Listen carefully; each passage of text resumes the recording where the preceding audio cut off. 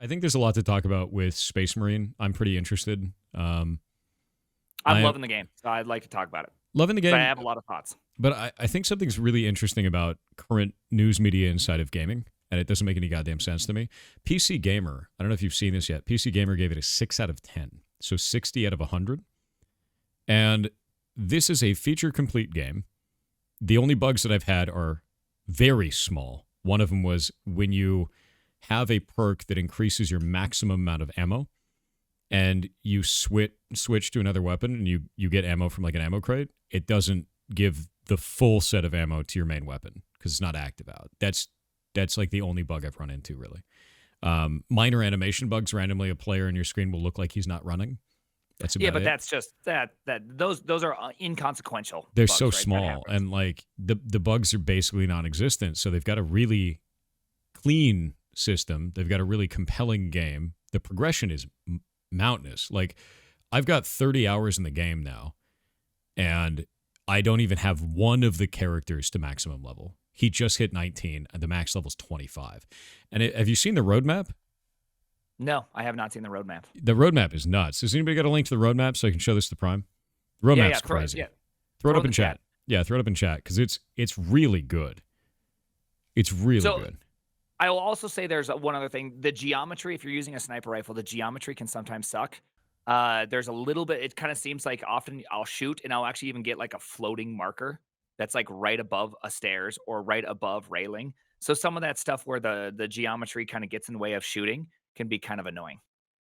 But that's more of a that's such a minimal thing that okay, now that I know it, I work around it. It'd be nice if it was fixed. Uh, but I don't really consider that a showstopper of any Yeah. kind. So I sent you the link to their roadmap. This roadmap is bonkers to me. So the first September 1st was season 1. Right now they're getting ultra wide support, private PvE lobbies, and battle barge sparring arena. So they're adding more stuff. Mhm. Ultramarine cosmetics pack. So that's all this season. Next season, before the end of 2024. So you're talking like in the next 3 months, you get multiple new PvE missions, which is what we already want. A higher difficulty, so difficulty 5. We're on Okay. difficulty 3 right now, and it's like punching yourself in the dick. It is so hard. Yeah. It is. I It tried is. it for a moment and got wrecked. We're doing it now. We're able to do it, but we have to be like really good. We have to be communicating. We have to be planning ahead for like the different things that we know are going to be in the mission. Like it's difficult, and that's on tier 3. We haven't even done tier 4 yet. And then a Neo Volkite pistol, so new weapon. And then season 3, which start of 2025, first quarter of that, is another new PvE mission, new PvP game mode, new PvP arenas, a new enemy, which likely means a new faction is what people are thinking, but we got to get more clarity on that. PvE prestige ranks, meaning that you can prestige your character, go back to level 1 and start over, or go above maximum level and keep Okay. going to like show off.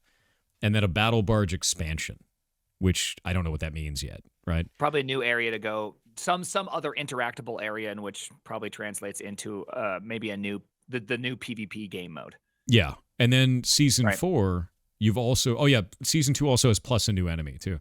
Season 4 is horde mode, a new enemy and a new weapon. So you've got like just a shitload of content. Just a shitload. I think they've got a huge amount of content currently, and they're adding a huge amount of content going forward. So there's just nothing wrong here.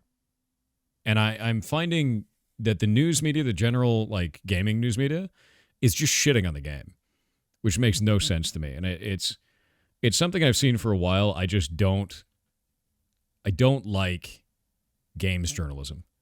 As a game developer, as a game player, I think games journalism is in the trashiest state I've ever seen it. I think it's worthless 99% of the time. Like if you look at the way that this went down, Space Marine 2 got a 60 out of 100 from PC Gamer. Gollum got 63 out of 100. You're telling me Gollum, nearly universally reviled game, is better than Space Marine 2? That's insane shit. I have no respect for that. So I know there is a perverse incentive in PC game piece or game journalism to begin with. I've heard this talked about where to be able to get early access, to be able to get these positive things, a lot of these reviewers have to have to position things in certain ways to even be able to get this, or they'll get kicked out, they'll lose their ability. So I already know that there's a lot of some games, some studios, some games won't let people in unless they do positive things. So that could contribute to a game in which is universally hated getting a better review because, or else if they don't play ball with this one, they're not going to get the next opportunity. And I think that that is probably part of the reason why we're seeing kind of the disparity in reviews, You know that what's you could see such a highly reviewed game or yeah. a higher rated game that is universally hated because, or else people are just losing their access to other games. I think the thing that's really interesting about this is it's leading to a scenario where the general public doesn't trust games journalism at all. So there's no benefit that's coming from it. And I'm surprised that game developers keep giving advanced copies to these companies because it's not bringing them value. It's these companies just shitting on the game, like completely. And it's not even swaying players. Even if the game gets reviewed super highly, people just go, well, IGN just gives everything 9 out of 10 anyway. Who gives a shit? I'm going to go look at the reviews on Steam.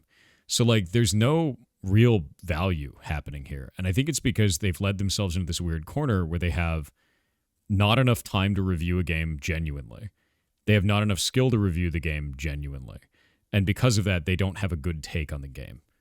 And that's what it feels like to me, like more often than not, because the things that they were saying in the review don't make a lot of sense to me as someone who has now played the game for 30 hours, like at all. There's pieces in there that were like, no, this gets solved if you keep playing the game. Like the problem you're having goes away, And one of their biggest gripes is that the game is repetitive. Game's not repetitive. Yeah. When you go up in the different difficulties, random events happen throughout every mission. They may be the same maps, but that's kind of irrelevant because the gameplay is completely different every time. You have no idea what's going to happen. So I think, so to be fair, or to try to understand their perspective, I think one thing they did was they played the game. They got to that first level where you're playing the easiest mode. And then they just saw, okay, all I'm going to do is level up my gun to this point, find these certain materials, be able to unlock the next levels of mastery. And I just do this over and over and over again, as opposed to actually getting into, say, the level 2 where they start introducing bosses. And so bosses make a vastly different kind of fight because now all of a sudden, I mean, that's where I lost most of the game was in these boss fights and not having teammates that could actually properly play the game with you. But I do understand the sense that the story is kind of dispersed throughout the game, which I think that turns off people as opposed to being more of a direct, like when you play Halo, the story is, you can't really help but to go through the campaign mode in a very holistic sense. Whereas with this game, a lot of it's like side conversation. You start hearing people talk about things. You get these datagrams. You start listening through the, to the universe. Like not as bad as say Elden Ring, which is only through item description. Yeah. But I think people are kind of feeling like, okay, the campaign it doesn't feel like a really holistic story. And then Operation, you kind of understand what you're going to do, so it feels small. Have you beaten the campaign yet? I only got to the point where I could play Operation. And so I actually found I did not have this experience. I'm just trying to steelman their argument in a way that makes sense to me. When you get through the first 2 campaign missions, it feels like you're at the beginning of a D&D campaign. By the end of the D&D campaign, you're like level 20, you're fighting gods, you're saving the world, right? It does that in this. From mission 1 to mission 6, you go from a completely untrusted new space marine to just being an absolute god badass where everything is scarier than you are and you're still winning. Barely. And it feels amazing. It feels larger than life and really goddamn epic. It's incredible. And then the PvE missions that we did together, the multiplayer ones, those are the other half of the story. So in one of the campaign missions, you have to go and do this thing, and the only way you can get through is if this Hive Tyrant dies. And there's another team that is fighting that Hive Tyrant to kill it. And they kill it in the middle of your mission. If you play the multiplayer missions, you're the guys killing the Hive Tyrant. It's a totally different mission. So there's actually 12 missions in the game, and you get both halves of every story. In every one of the missions, you play the A team and the B team, which is wildly awesome, actually. I think it's freaking rad. So, I do not believe that this game has a lack of content. I don't believe it has a lack of story.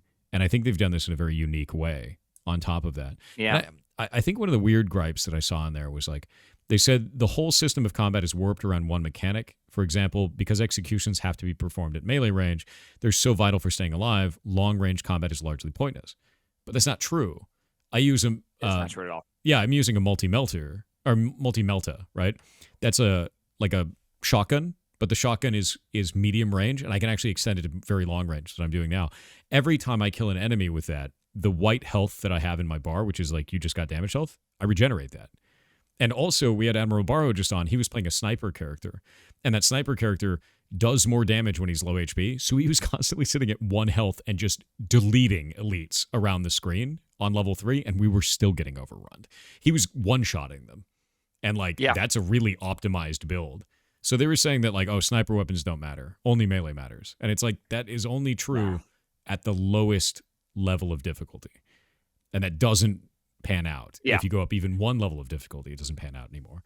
So these I was playing sense. the sniper too. And like the Las Fusel, that weapon, it's just, I mean, it's so much fun, and it makes you have to like spread your team out more and play this game of like trying to get people to ensure that the sniper can keep shooting. I have to position myself in front of the ammo cache, and then like every elite that pops up, you can effectively immediately turn them into execute mode upon 1 or 2 headshots. Yeah, and then it's just like this really fun game of trying to manage all the pressures. Like if you have, it's a pretty fun take on the wave defense. Yeah. And so I'm shocked that it has as low of a score as it does, because it's really good. It has all the right moves. It has enough drama in any of it that it actually makes hard. Like there's plenty of times where I'm choosing, do I shoot my sniper shot now, or do I hold on to it and use my secondary weapon / my knife, because I know something's coming up and I should be careful wasting my ammo because I don't know if there's an ammo crate. Like that's a fun feeling to have value or importance to every single bullet, as opposed to just like, I can just infinitely shoot and everything will be fine. I'll walk over dead bodies and gain new ammo and no problems here or there. Yeah, Tfalnor in chat actually just made a really good point. Each encounter is almost a puzzle. And as you get higher and higher like difficulty in this, that becomes more and more true, which is great. And I think really this showcases the problem that I see with modern games journalism, which is there is not enough time for them to properly dig into a game. There's not enough time for them to properly understand what makes a game good or bad. They get the very early cursory example of it and they have to move on. And there's no digging into it. And you're never going to get a good take on a game from that. You're just not. Especially with games with deep systems like this, where you have to engage with it and you have to see it. It is easy to assume that a game with difficulty levels is just going to be more bullet sponge, more damage, right? And this is not the case. It's a very different system. I'll give you guys the links to this, to the PC Gamer review, and you guys can see it yourselves so you can understand what I'm talking about. And my assumption is they probably just played they've seen enough gotcha games where they're just like, oh, we know how this ends. Every enemy gets super hard, and your ability to rank up yourself is slower than the enemy's difficulty. So everything just becomes a slow, tired grind. Yeah, I think the only positive thing that I can see in here is they talk about how passionate and knowledgeable about this setting Saber Interactive is. They said, so though the story is fairly thin, essentially Titus is just in the middle of a big war trying to prevent the use of dangerous MacGuffin. But like, to be real with you, that's a fine story for the world of Warhammer, right? Warhammer 40K's universe is brutal as shit. It is usually about some large discovery or major breakthrough, or there is a thing happening, we're going to this planet. Like, that is fine. Yeah, that's all of 40K. It's not like, it doesn't need to be super deep. It's about the scale, right? It's about, this is happening millions of times all over the galaxy, and every time they have to win. And if they don't, that planet is gone. That sector is gone. Whatever it is, right? Yeah, 40K is crazy grimdark. So I don't think that's a problem. I think that's a strength of 40K, is that you can do this infinitely, and it's fine. Have they played Space Marine 1? Likely not. A lot of the times you get reviewers that just won't be able to do that. So I don't believe that would be the case. I'm not seeing anything that indicates otherwise. But in this case, what I can take from this is they didn't get to spend enough time with it. And I think... Can we rewind for a quick second? Sure. I kind of have a question, because I'm not deeply familiar with the reviewer process. Yeah. Why do they not have enough time? Like, if I were to if I were to use a new programming language, do anything, I try not to give strong opinions until I have about 100 hours into it. Because it's like, until I really understand what I'm using, I don't really want to be too quick to the judgment, because it's likely a me problem more than it is the thing. Skill issues. I die often of skill issues in both the real world and the fake world. Yeah. So what is going on with the reviewers? What's the process? So I'll give you an example. You've got the writer who did this released an article on August 19th, August 21st, August 30th, and 2 days ago. which is September 4th, right? You have them looking at a number of different subject matters in here, including Slay the Spire board game. You've got something that they call a Teenage Mutant Ninja Turtles roguelike, but it's not. It's some other game. And then Warhammer 40K. You have to be releasing something like every 2 to 4 days. And that's not just play the game. That's play the game, write the article, put it through editing, go through the editing process, get everything done through that, which means you're probably just getting a day to play the game in any given case here. And the reason why you have to do that is because you are pressured to release content after content after content, because you're either paid based on the amount of content you're releasing or you're paid based on the ad revenue from that content, and you need to get more up. It is not about quality. It is literally about quantity in this case. And if somebody is mad about a review because the review is bad, much like in this case, we're talking about it, people are now going to that review to go and look at it to find out why they gave such a bad take, and that's generating ad revenue. So it's a self-perpetuating cycle where it is feeding back into the machine to generate more ad revenue because the review is bad. So there's nothing that actually hits them back for writing a review that is not well researched. It actually benefits them if there's controversy about the review. So there's nothing here that is good in this cycle. I think one of the reasons that people started turning towards content creators and streamers is because we inherently spend more time with these games, and as such, we know them at a deeper level.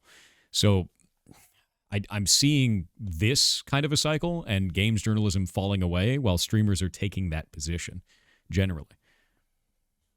Okay, well, that's I didn't realize they produced that many, because it is. I mean, it's truly hard to understand any game beyond the most trivial game within the first 10, 20 hours. I mean, Starfield, you can't even get through the introduction without 8 hours of effort. And I mean, not that it's any better, but nonetheless, it's just that's pretty surprising. Yeah. It's pretty surprising. I mean, it shouldn't be that surprising, but it's surprising in the sense that negative reviews or bad assessments of something can be equally or more profitable. Well, you have to think about it this way too. Assessments think about it on a live broadcast, right? Like, there are people in the community that throw bits, there's people in the community that throw subs, and there is ad revenue being generated from that. These guys that are writing reviews on websites, there is only ad revenues. And a lot of people run ad blockers. So it's content. Not right, whatever. Go to the next one. Go to the next one. Go to the next one. And that's got to be exhausting, number one. But number two, I would be interested to know the average ad revenue from an article like this and how impacted that is from ad blockers. I'd be really interested to know. I mean, it's bad enough that, Google wants to get rid of ad blockers on Chrome, right? Well, I mean, there's also, unfortunately, this is one of those funny things that I find so interesting about ad blockers. This is kind of like my moral argument. Since part of my living is derived from ads, I don't use an ad blocker. Mm-hmm. But when I go to these websites, I completely understand the motivation for it, because they don't just put one ad or two ads. They put pop-up ads every last little spot. They're sliding in from the left. Videos are playing. Things from the top are taking up a quarter of the space. It's wild how much is happening for them to try to derive that value. And it just goes to show that the average person walking in they're making, a thousandth of a penny on each person. That's why they're probably pushing it this hard, because they have to make it profitable. And so I'm sure the number is already low, because as it is, website ads they're not that, you don't make very much money from website ads. You're just not going to make a bunch. You're going to make a lot from affiliate sales like Amazon. I'm surprised they don't have Steam relationships. I mean, if anything, you'd almost have the inverse problem, but if they had better like Steam relationships, they could do things where they review games, give proper games, and then have affiliate links with that, which would probably be more profitable than ads by far, but what could also lead to the inverse problem of things being too many 9 out of 10s coming up because they want people to buy the game. Yeah. Is there even a possible middle ground that makes sense other than people that can just play games full time? Honestly, it makes it really hard. They'd probably have to pair up with these groups. I think it would make the most sense if we don't have reviews right out the gate, right? Either give these editors more time to play the game, or have those editors talk to people who can, like streamers, and get that kind of information. Because like really what it comes down to at the end of the day, man, is like you need a subject matter expert in that game. Talk to the developers or talk to somebody who spent a shitload of time in it, because there's always going to be people like us that play it for 24 hours on release and then have a bunch of takes the next day. There's always going to be people who know life these launches, and talking to those people to understand how to do that and getting their feedback at least would be great. And like, it's rare to see people get that kind of insight. It's usually like, new thing, do 1% of it, say it's shitty, move on, right? And like, it's hard to find that. And I think you also get the same in reverse. There's people that will review it 100 out of 100. I don't think this is 100 out of 100. Like, No. 100 out of 100 would require it to be literally perfect, right? And that's not a thing. Even striving for that is a little bit ridiculous, right? I would Yeah. say between 80 and 90 is my kind of score on this. Upper Yeah, that's a fair 80s. score, I'd say. Yeah, I'd say upper 80s. And it really is just the only thing that would get knocked on is lack of mission diversity. You don't Yeah. have a huge amount of missions, but they're fixing that over the next 6 months. They've got their roadmap out, and then it'll change to like low 90s because this is fun as hell, right? It's a very good game, and it's suffering from one piece, and it's barely suffering from it. We do, one thing that I think is not taken into account at all is that there's been a Talking about huge Space Marine 2. enshittification Yeah. generally on the internet of just so many things. Like so many products come out what feels like half baked. Yeah. But this one comes out and it generally just technically it's just ran pretty well. Yeah. I've had zero problems. I had to update my graphics driver because I had a graphics driver from, last month because I hate signing into GeForce or going and trying to find the driver on the internet. So I just let it go until one game stops working.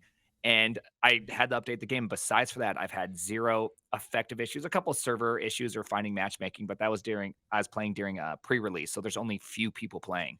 So you could see like the cycles were longer. It wasn't as easy to connect.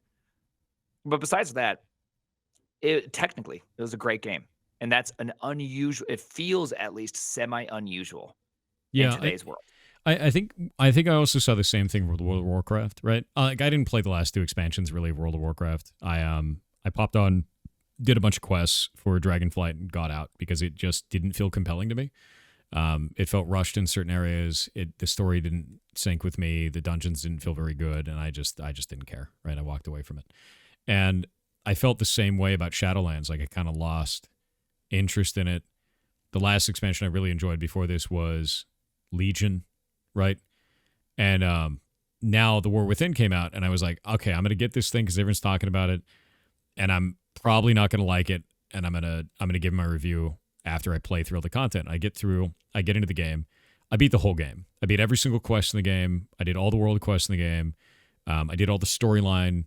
I did every dungeon. Did every dungeon on heroic. Got my character the maximum possible item level it could have. Did everything, right? And it kicks ass. Like, I was shocked that it was good. Retail WoW's kicking ass again? Retail WoW is good. And I was like, what the hell, dude? Because like I was like, I'm going to spend a day in this and it's probably going to make me sad, right? Because I miss WoW feeling good. And I got into it, I was like, holy shit, this is amazing. Like, this actually rocks. The story is really compelling. The cutscenes are really cool. And like the gameplay and the feel of my character and the fact that I like one of the things that they put into the game that blew me away, and it's something we've been asking for years as players, like a decade of World of Warcraft, we've been asking for this shit, is when you get reputation on one character, it's account wide.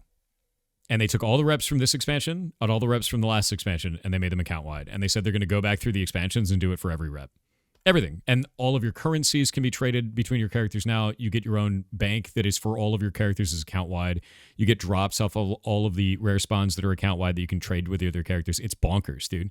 And when you get one of your characters to level 80, all your other characters on your account get plus 5% experience until they reach 80, and it stacks up to 5 times. You get up to 25% bonus experience to all your alts, which is just like, it's nice. It's the most positive expansion for alt play that I've ever seen in my life. And then they also added in this new thing called a delve, where a delve is like a solo play experience, and you're like, oh yeah, solo content, that's not going to give you shit, right?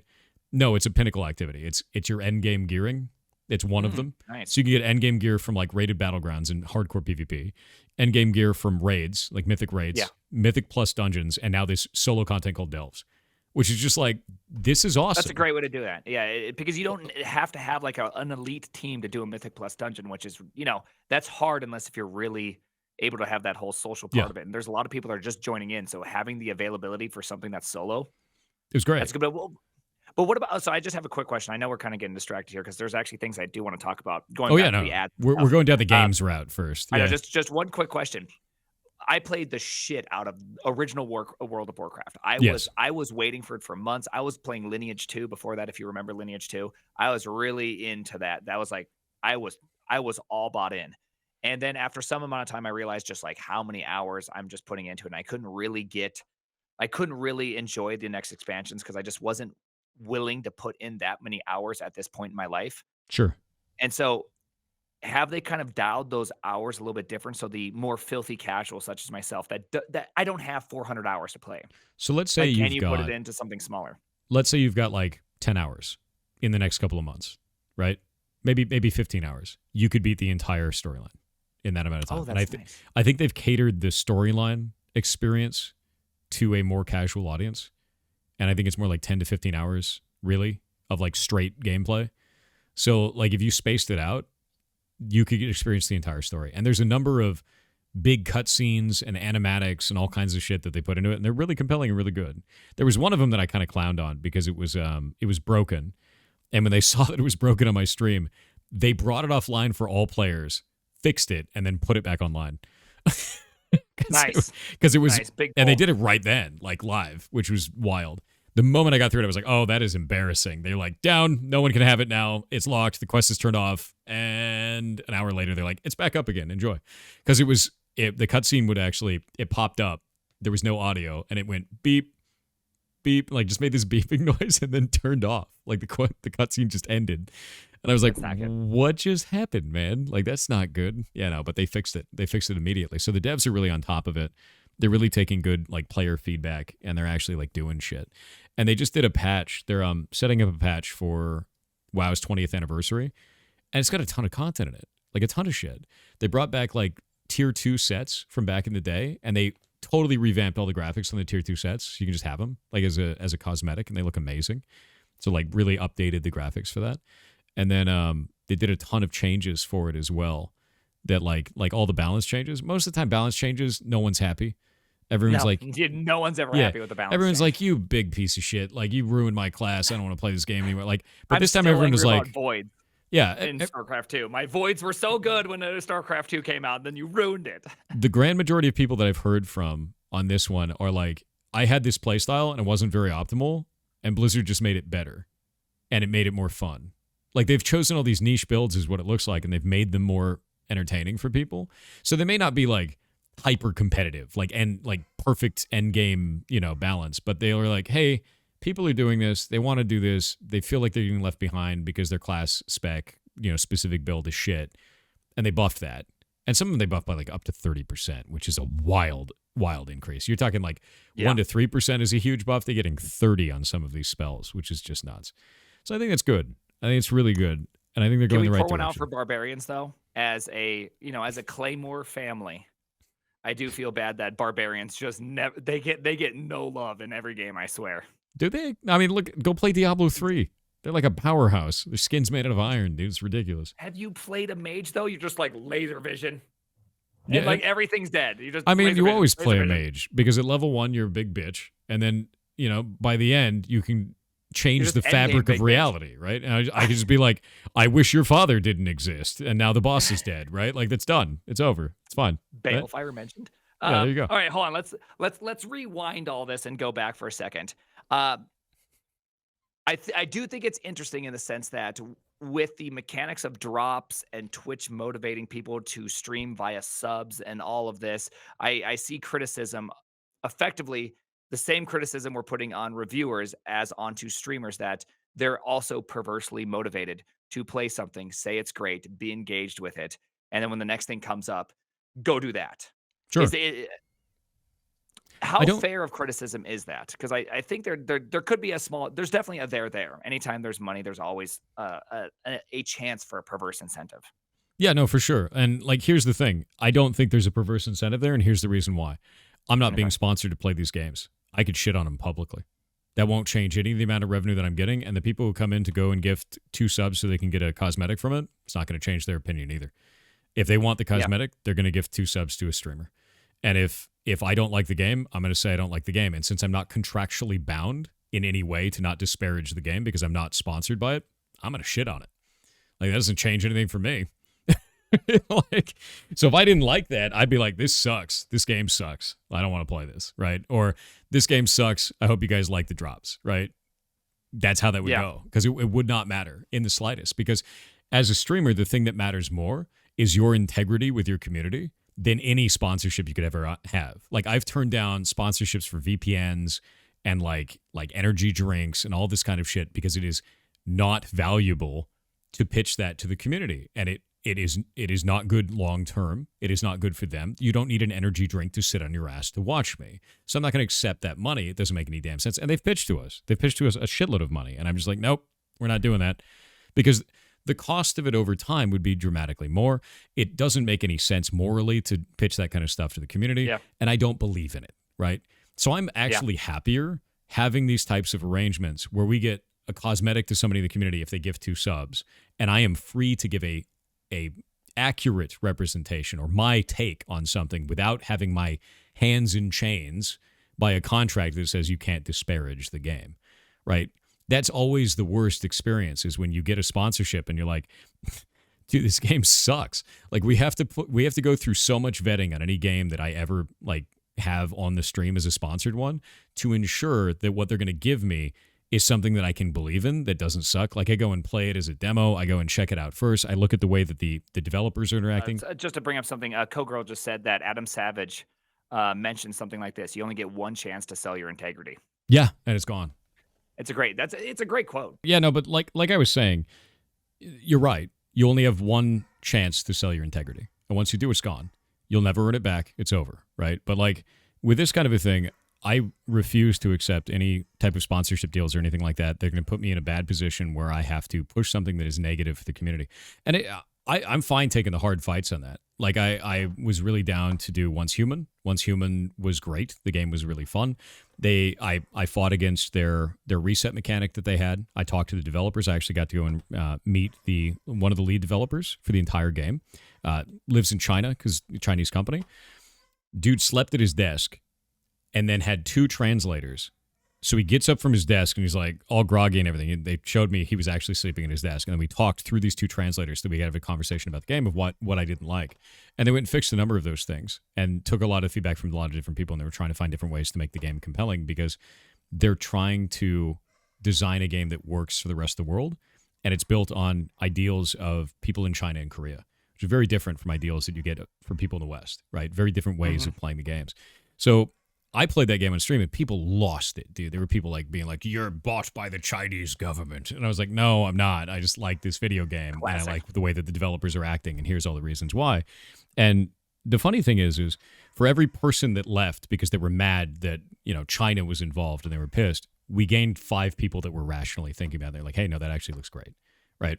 And I think that to me is the best possible response you can have, which is don't be afraid of fighting against shit that you can't believe in. And if you are taking money for something that you think is not good, your community will know, and you'll lose the good people of your community. You'll gain people that you don't want to hang out with. You'll gain people that you don't want around, and you will poison your own well. It's just not valuable to do. And I'll always do that. No matter what, I'll always fight against that shit. Like when it's a game that's bad, and I'll be like, I don't want your money. It doesn't matter. And these types of arrangements, these gifted subs for cosmetics, the support of streamer systems, those are great for that because I don't have a contract for those games, and I can just be unbiased, and I can just be like, this game sucks, and I don't want to play it anymore. Yeah. I hope you guys get this, the subs. I hope you guys get the gifted subs on that. I hope you guys get the cosmetics for watching the stream. But like, if I don't like a game, I'm just saying that I don't like it. I'm not bound in any way. I think the thing that is also neat about this kind of system, because this is a relatively kind of new way to see kind of sponsorships. It's a very unique way in which Twitch is offering effectively broad sponsorships to people without having a contract and all this, and kind of taking off the shady bits. Is that a lot of people who gave 2 subs also or watched for an hour, they did not care anything about what I did, what I thought. Oh yeah, They came in, they're like, 2 subs, peace, got what I needed, take care. And you're just like, oh, okay, hey, see you later, buddy. Which is, I think, probably the best way, at least I've seen done thus far, a sponsorship. Yeah. Because it is in some sense a sponsorship, but it's brokered through a third party, in which kind of takes any contractual obligation off of us and makes it a little bit more, I guess, would you say, clean in some sense. Because there's things that, like I will say that any game that I feel like I have to spend hundreds of hours just to be able to enjoy the end game, I always kind of find that to be somewhat annoying, but I also realize that it's designed around for people that want that kind of experience. That it's Yeah. good to also have that as an available option. So, will I ever be able to enjoy Space Marines to its maximum potential? Probably not. I just won't have the time to do that. Yeah. But I'm glad that it exists. But it also something very unique about Space Marines is that for me to enjoy beginning and middle and part of the beginning of the end also took very little time, which I think is super cool. Because very few games offer that accelerated speed up. Every single time I played, I got a level up in something. I was moving up stuff and just slowly improving as I went. Yeah, no, that totally makes sense. And I think that the initial period where I was like trying to figure out what kind of character I wanted to play and playing the entire campaign, that was like 10 hours, right? Like it was like 10 hours of like really fiddling around, like figuring out all the levels, getting Yeah. everything done. And because every one of those missions is like 40 minutes long, just about, which is pretty good. That's a pretty big chunk, right? It's an average League of Legends game. Well, at least in the old days. I don't know how long they are now. But like about 40 minutes is pretty good, and 30 to 40 minutes is kind of the average for these. And if you do them really efficiently, like you can really knock them out and do that. One of the things I haven't experienced yet, I haven't played the PvP. Apparently the PvP Neither have I. as per Chronos gives you a lot of the credits that you can use to unlock skins and everything like that, the in-game credits. So I'm going to probably be hammering on PvP sometime soon, which is quite good. And I'm really excited for that. Yeah, PvP looks fun too. And you can actually play the Loyalists or the Heretics, and your skin changes based on that. All the weapon skins are like Heretic versions of the weapons and everything like that, and it's all playable in PvP. That's kind And of you fun. get like a PvP rank, and like you level up in PvP and all this kind of stuff. And I'm really interested in that. Do you read Yeah. YouTube chat? Yes, I do. I am. I actually I did. I have enjoyed Space Marines for the fact that it does respect both the enthusiast and the casual. Right? Yeah. I think that's a very hard line to balance because so much of life is either geared towards one or the other. I'm happy it did both. So generally speaking, I think your mark. I know we're kind of rounding this whole thing over, but 80 to 90, I think is a fair range. Yeah. If they can, as long as they can continue to have a good roadmap with compelling new monsters or even more compelling boss fights, I would say this game does a very good job. And if they can do that rapid enough, I would actually consider this into the 90s. If Yeah. they can get like a really good, really focus on that kind of gameplay, at least for me, because it's the change up. You can only run so many operations before you're like, all right, here we go. All right, here comes the boss. Okay, you're just like repeating it as opposed to actually seeing new variations of it. Yeah. I think one of the things that we saw was a number of missions. The middle packs, totally random. Like, you don't know if you're going to get a Lictor. You don't know if you're going to get Carnifex. You don't know if you're going to get, like, 12 Elites. Like, you have no idea what's going to be around the next corner because they put just a ton of variations in there. So Yeah. even running the same mission, like, 10 times in a row, the experience is different every time, which I like. I think that's actually quite cool. Everyone has asked me that they were surprised I was playing Space Marines because they thought I was playing the game called Defeat, which is not the game I was playing. I was playing a game called Space Marines, but Defeat was just a screen I would regularly go and visit. Oh, Okay, that was one complaint I do yeah. have. I would say that there's a unique elo hell that exists in Space Marines, which is if you go from beginning difficulty to the next level up, everyone thinks they're going to be a champion, comes in with level 1, and if you do not have teammates, they're all level 1. You're like, guys, you have no team bonuses. You're using the default thing on everything. You have no mastery Do in you your know weapons. why? This is going to be painful. And they're like, but I get 200 more experience. You're like, it doesn't matter if we don't win. Do you know why? Why? Because the Warhammer 40K universe exists to punch you into submission. You are the lowest of the low when it comes to difficulty when you start. And you have to grind your way to level 2. Many of these games, you're like, I'm just going to start on the hardest difficulty. I even did that. And I walked in and the game turned to me and went, that was a mistake. Yeah. And I was like, oh, that was a mistake. I'm going to not do that anymore. And then it humbled you instantly. And it put me all the way back. I put myself all the way back down to the lowest difficulty. And I've ground my way up and I'm on difficulty 3 now. But I'm only on difficulty 3 when I play with Kronos and Admiral Barrow because Barrow is a really good sniper and Kronos is a really good melee. And we know how to manage resources between each other. And we know how to play the game between each other. And we get to have fun with it and be like, brother, I need healing. Like just the memes that go along with it. And we're good at the game, right? But if I'm with a different person, like we played with Iron Mouse today, Iron Mouse is new to the game. We were struggling very hard in a tier 3, but we beat it. But with Admiral Barrow together and like a full cohesive team, we just rocked it. We just rolled the mission, right? Yeah. And I think that's So the important to elo hell understand. is Like unique. elo hell. It's unique in this game. I think for you that's a skill issue. I don't know, because the problem was that I was literally 10xing their range damage. And I'm just Yeah. like, dude, you guys got to do something. I can't get half the kills and be a sniper. Like that's inappropriate. I should be hitting just the elites. You guys should be ground pounding all the little ones. Somehow it's not, and I'm just like, this is just so frustrating. So it is. Do you know how you Bring finish friends. that? Do you know how you fix that? BYOF. Bring your own friends. I don't got no friends. Oh no, Thor. design-wise. There's a design-wise way to fix that, I think. Oh, and it's I forget the name of the leveling where it scales with the person. no scaled leveling, none of that shit. You wouldn't scale it. That would be wild. Yeah, no, it'd be kind of wild. Yeah. What you would do is you would make it so they have to beat every mission on easy before they can do rank 2, before they can do rank 3, before they can do rank 4. That's the way that you I do think it. that's fair. Yep. Also, you could also enforce like a leveling. Like they say level 5's like a good level to start. It's level not. 3 minimum. It has nothing to do with levels. It has everything to do with you using your character correctly. So like you could be level 25 and just be dog shit at the game. Like you grind. Yeah, but all at the way least there. you're level 25 and you gave me a bunch of team bonuses. Did at you least though? You gave me a little Or something. did you build your character like garbage and it does nothing, right? Like because you can. None of your upgrades. There are definitely combos in there that are worthless. Like I looked at them, I was like, nope, that's trash. That's not going to do anything for anybody. All right, that's funny. Skill issue. Well, now I'm going to have to play with you. The only possible way. No. Yeah, capstones basically. I think they should limit new players from getting into the harder difficulties until they beat all of the normal. Because then it feels like you have a goal as a player. You got to go and beat all of the levels, and then you get to the next rank, beat all the levels, go to the next one, beat all the levels. I think that's fair because then you can still play the solo game on Angel of Death. And if you're good enough, you beat through it, and then it's like, hey, you can have all the levels. You're probably smart enough to realize that when you go operational and you go on the second difficulty at level 1 and you get rolled, you're going to go, I see why they put that in there. Yep. I understand my perk tree. That's exactly it. We're talking about Space Marine 2, yes. All right. All right. Do we wish to have a little switch of topic on, what's your next topic? On Doom AI? Okay, tell me about this. This is one of your projects, right? It's not one of my projects, so I saw this. What they did is they took Doom. They took every single frame of Doom, and they fed it into an AI for like, hey, this is what Doom is. And then once they had the model all complete with all the weights and everything, it's 300K worth of just edge weighting. They put that in, and you could play it. It's a game engine that produces frames, and you can play Doom.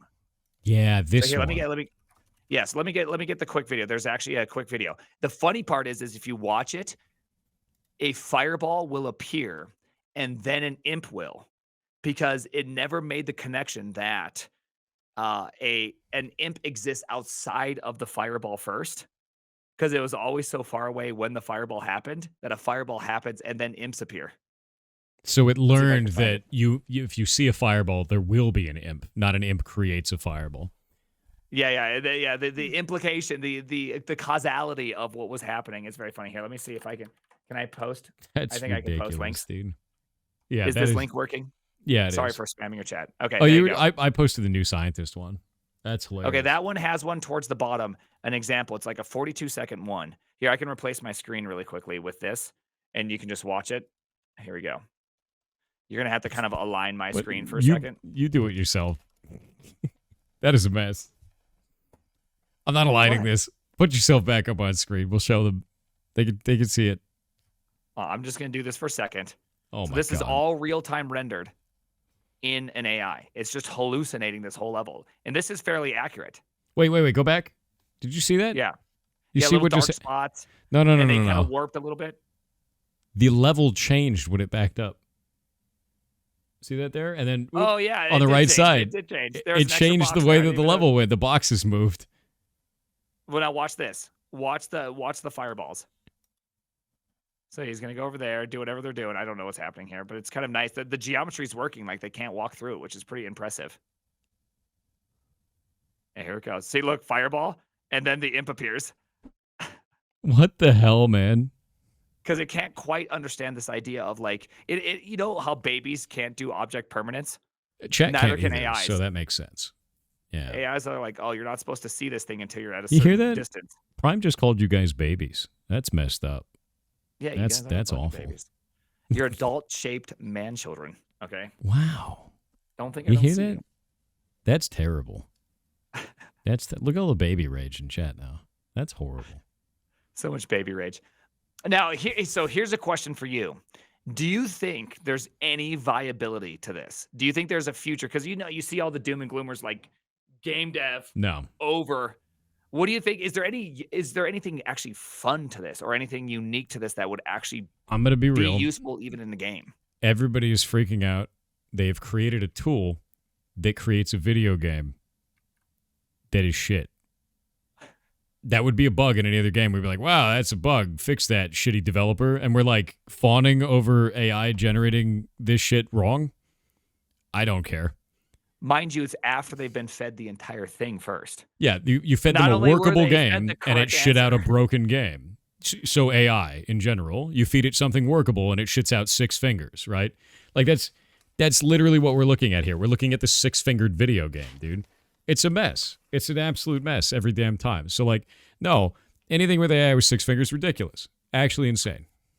Do you think there's any usefulness though, like in say procedural generations of levels? Because right now we use kind of more of a math-based one, but do you think you could get something that's more unique or more exciting in using AIs for procedural generation as opposed to a math equation? No, not currently. So the problem that I see is all of AI generation right now, all of that is based on the idea of getting a breakthrough. Everyone's like, oh, it's 3 to 5 years away. Son of a bitch, like flying cars were 3 to 5 years away. My robot butler was 3 to 5 years away. All of this is based on a breakthrough that needs to occur that we are assuming will happen within 3 to 5 years. But breakthroughs don't work that way. Technology advances in jumps and starts, not on a linear fashion. So the idea of 3 to 5 years means never, conceivably. Like we have to have a breakthrough to reach that. So it's bullshit. It ends up being headlines and people having doom and gloom and people having fear and other people investing shitloads of money into stuff. And it doesn't mean anything. You have to have the breakthroughs for it to exist. So I think it looks, yeah, like you're saying, it looks like investor bait to me a lot of the time. And it looks like doom and gloom and people freaking out over nothing. One of the worst things that this has had an effect on is new people entering the tech industry more than anything else. And new people come to me all the time. They're like, should I learn to be a programmer? Isn't AI going to take the jobs? Why would I want to be a programmer? I was like, Jesus Christ, dude. Like that is the worst possible effect. Imagine if you've trained an entire generation of people not to enter tech and then the breakthrough doesn't happen. We're screwed. Yeah. Like we're screwed if that happens. You have an entire gap in engineers for a whole generation on a possible breakthrough that never comes. That's a horrible position to be in. Like one of the things that I keep talking about too is like, if you are in a position to learn something, you will learn. And then let's say that AI does take the jobs. Let's say the breakthrough happens, right? And you're like, oh man, I learned all this logical process stuff. I learned about programming and I can't use it anymore. Wrong. You can pivot that knowledge into other things because you understand logical process. You understand much more about how technology works. You understand about how these corporate offices work and how those actually interact with all this technology. Like you understand the process now and you can pivot into other roles that need that understanding to have them. And the other way is, oh, I decided not to learn anything because AI would take my job one day. Well, what if it doesn't? What if it does? You've learned nothing, so you don't have any possible advantages there. If you learn something, what if it does take your job? You pivot. What if it doesn't take your job? You work in tech. No matter what, if you actually put in the effort to learn these things, you're always going to benefit. And if you don't put in the effort to learn something, you're always going to lose. And it's a horrible position to put new people entering tech into. And I think it's adding a lot of doom and gloom where it doesn't need to be. And it's on technology that is absolutely worthless right now overall and is more of an oddity than it is something that's fixing anything. So I have probably a similar-esque feel towards AI. People always call me the Luddite that refuses to accept AIs. Yeah. But my general take is that when I see these things, I think, wow, this is like cool because I see it. I've never seen something like this before. So there's like that novelty aspect that just happens. I'm like, wow, that's neat. But then I remember that I went to China for 10 days and I was just like, wow, this place is super cool. Like day 1, day 2, I'm like, I could live here. This was like 15 years ago because I was just trying to experience the world. And then after about 10 days, I was like, I wouldn't really want to live here. And it makes this thing in your head where when you see something novel, you often make it much better and more glorious than it actually is. Oh yeah. And then as you learn about it, it becomes much, much worse in comparison to what you originally thought it was. And so that's kind of my take on AIs, because I remember when I built a tic-tac-toe game with AI, or a coin flipping, something like that. I said, like, if player one wins, then it's like console log, hey, you won player one. I'm like, okay, wow, that's pretty cool. And I was like, else if, and it's like player two wins. I'm like, oh, this is pretty cool. And I was like, console log, and it's like player two wins. I'm like, oh, that's pretty good. And then it auto completed else print console.log tie. And I remember going, wow, that is incredible. I was able to infer that I wanted a tie at the end. Like, to me, that was just so impressive. And then I used it nonstop for a year.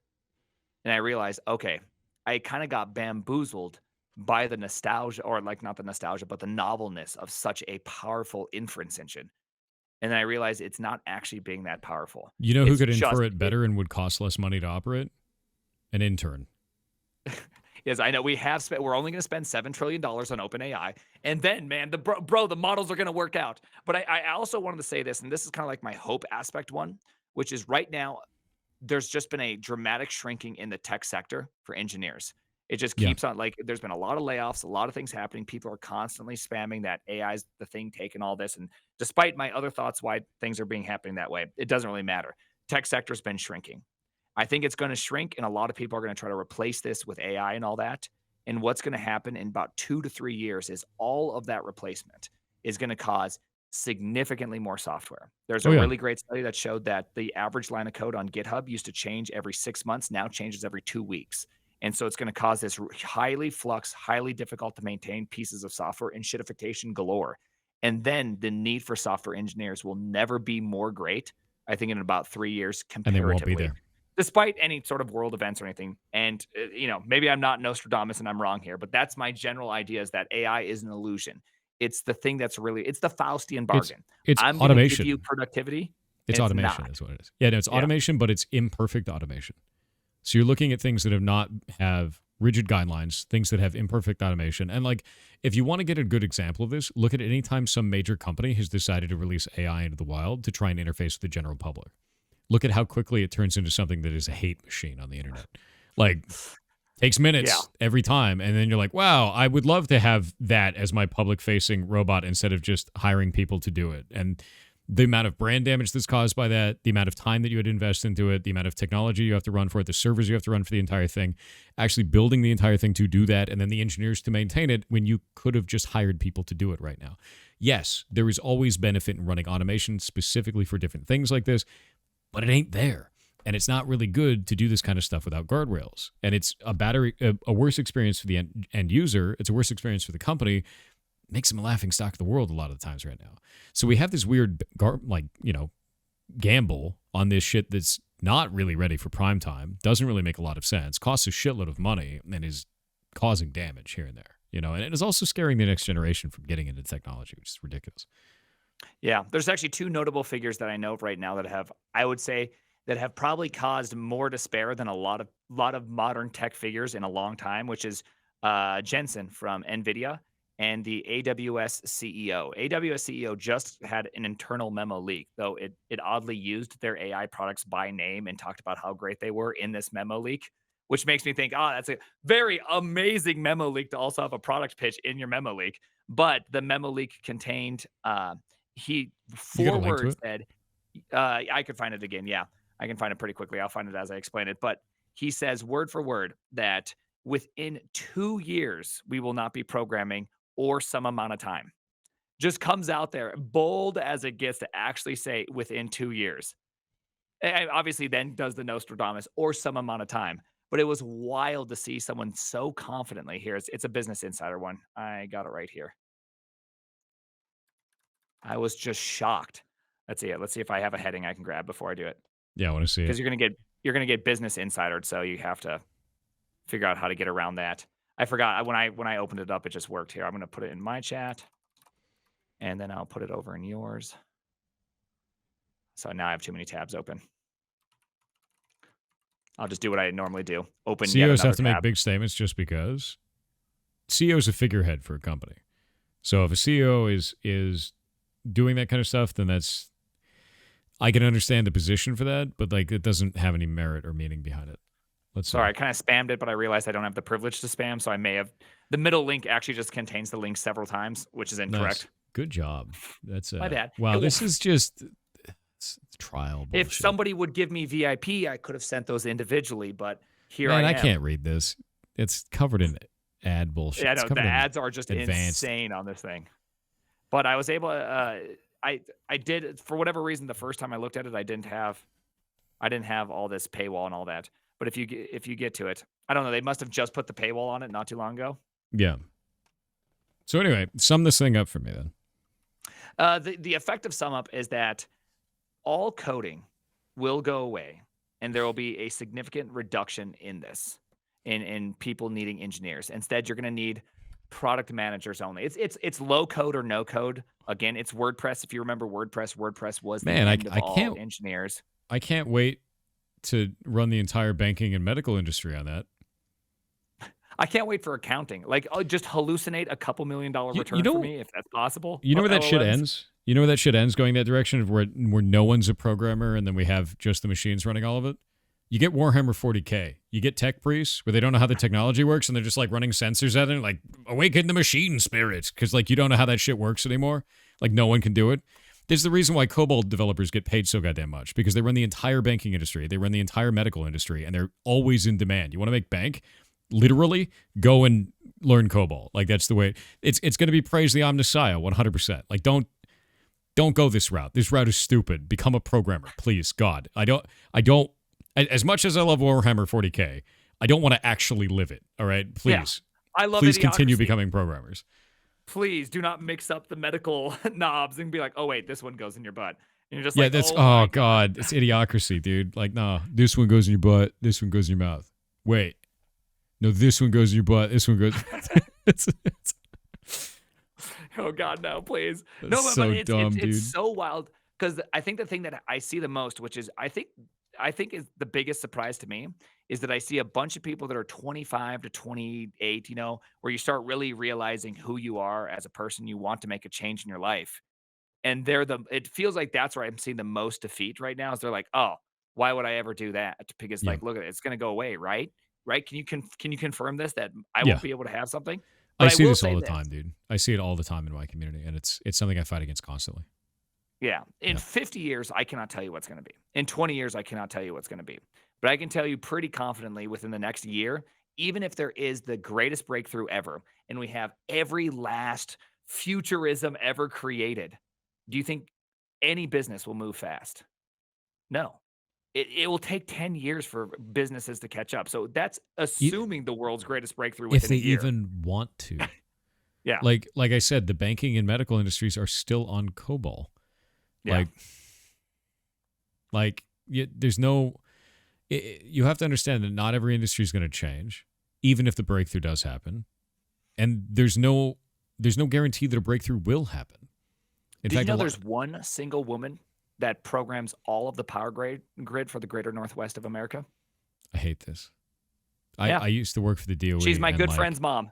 That's amazing. She just sits in Rapid City on a chair, programs in Perl, Oh my God. We had a and saying. she's single-handedly atlasing our world on her shoulders. We had a saying at the DOE that was really funny to me, which was there are two types of employees at the DOE: ones who work for the DOE and ones who live off grid and have quit. It's literally that, dude. Because you're like, Jesus Christ, one woman programs it all. I gotta get out of here. It's time to go. I need a well. I need chickens. I need to have solar power and a generator. I'm getting out of here. Right? It's crazy. Ridiculous. She is true. She is the true descendant of Ada Lovelace. It's true. She actually is. That's insane, dude. Yeah, no, with the AI stuff, man, I think the biggest doom and gloom right now is that it's teaching the next generation not to get engaged in tech. I think it's teaching the next generation not to get engaged in programming. And I think it's going to be at the detriment of not only them, but everyone else. It is what's incredibly crazy? dangerous. Yeah. Is GitHub Code. This is what I think. So everyone, there's been this kind of like big discussion lately that Microsoft actually isn't a bad company anymore. They quit doing EEE, right? They're no longer embrace, extend, extinguish. They're now getting into open source and doing all of these positive things for developers and all that. VS Code, I'm sure half your audience uses VS Code and loves it. But here's my counter argument. They give Copilot for free to students.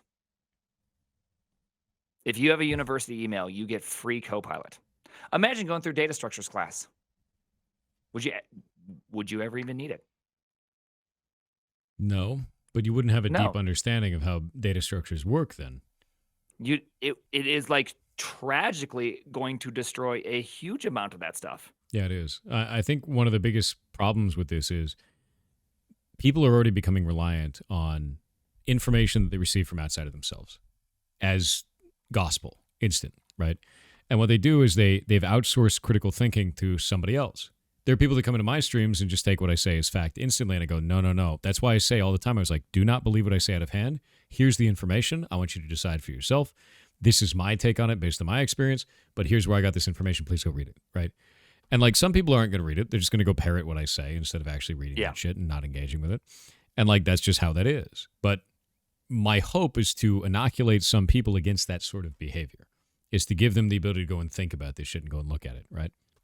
And I think that's something that AI in its current form with ChatGPT is actually promoting, that lack of critical thinking, that outsourcing of critical thinking. You're like, oh, why would I think about this? What would you do, GPT? Okay, I'm going to do that. And you know what it feeds back?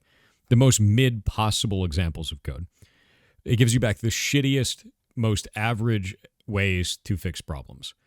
And because of that, we don't have any breakthroughs with new ways of fixing problems. We just get the shittiest, most average. And you know what the worst thing they can do? Propagating security exploits. Because just because code is popular doesn't mean code is secure, doesn't mean code is good, doesn't mean code is performant, doesn't mean code will work and integrate into your systems. It is shit code. It is the most average code. And like, that's not great, dude. And then on top of it, I think you were talking about this before, where like people were generating code out of this and then they're putting it back up on GitHub, and then GitHub Copilot is eating it, and then GitHub Copilot is shitting it back out again. So now you got this problem where it's feeding itself. It's human centipeding itself is what it's doing. If you've seen the images, they get progressively worse. Like every time it gets a little bit worse. And the amount of people that will hit me with like copium, they just select the better data. And I'm like, who's defining this better data? Then if you're teaching With the whole next whom generation not to codes it? engage, who's the one who's voting on which data is better? Like, you don't have anyone who's a subject matter expert anymore. You've outsourced critical thinking to this robot, and it's a piece of shit at it. You're like, wow, what if we took the dumbest person in the class and then told them that their own code was the best, and then just kept feeding them their own code? What'll happen? They'll still be shit at programming. And then we got rid of all of the experts because we're like, well, we have this dumbass over here that we just keep feeding him his own code. And he can just produce it infinitely. He's really fast at it. Yeah. It's not good, but it's really fast. So all you experts, you can get out of here. We don't need you. And the whole generation shifts over. All these people retire. And now what do you got? This robot that's shit at coding and no one there to call it on its shit. That's a terrible position to be in. It's awful. I think something that is also just kind of odd about the entire experience is that if you've ever played with LLM, so I tried this out because people keep telling me I'm ignorant. I don't understand them, despite me using them for autocomplete for a year. I'm still very ignorant about it. And so what I need to do is I need to actually have LLMs like solve real problems. I'm like, okay, I got this. So what we did is we built a system that will take in a prompt, take in a unit test, feed it to an LLM, see what kind of code it produces, parse out the code, put it into a file, run the unit test against it, take the error, ask the LLM to then reason about that error, take the reason, the unit test, and the prompt, and refeed it back in, and do this over and over again to see, can we solve problems? And actually, I could get pretty far, and I could get it to solve quite a bit of little problems, but the code was often the most maliciously compliant, crazy code of my lifetime. And one of them, I'm just going to put it on the screen. I don't know if it's even going to center it. I asked it. It's probably not even going to center for you. It's not centered. I asked it. Yeah, it's not going to be centered, but you're just going to deal with this. Shrank it a little. Yeah. Oh yeah. I could shrink it. Shrink it so we can see it. Yeah. Then I'm going to go like this. Slide it over. Yeah. Look on my screen. You can shrug. There you go. All right. There you go. This is about right. So the first thing I asked it to do was to return 42.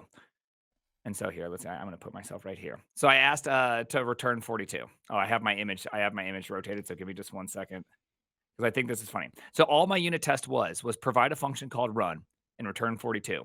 It provided that function. Along with that function, scroll down. It provided all of these. Scroll up a little bit so we can see the function run.